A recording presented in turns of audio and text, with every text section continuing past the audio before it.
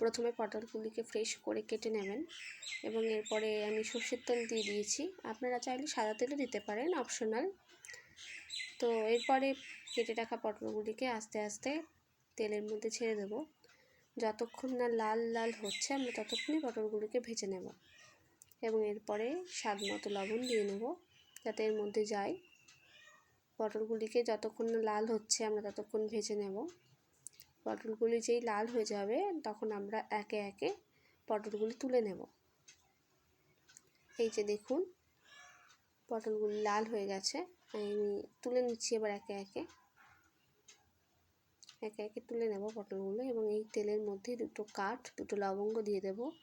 এই পেস্টটাও দিয়ে দেব। পেস্টে রয়েছে টমেটো, আদা, লঙ্কা এবং স্বাদ মতো হলুদ, স্বাদ মতো লবণ এবং স্বাদ মতো চিনি ব্যবহার করব, যেহেতু দই পটল মিষ্টি হয় হালকা।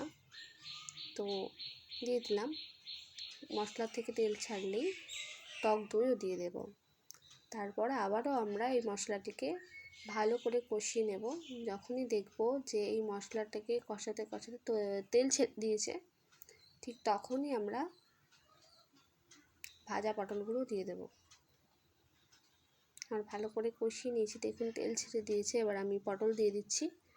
পটলগুলি দেওয়া হয়ে গেলে ভালো করে ফুটিয়ে নেব যাতে এই মশলাগুলি পটলের মধ্যে চলে যায়।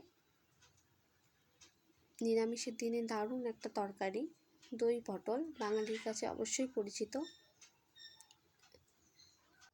এরপর নামানোর আগে আমি ঘি দিয়ে দিয়েছি, আপনারা গরম মশলাও দিতে পারেন। আমার কাছে ছিল না বলে আমি স্কিপ করে গেছি। তো এভাবেই হয়ে গেল ফুল রেডি আমাদের নিরামিষ দিনে তৈরি দই পটল।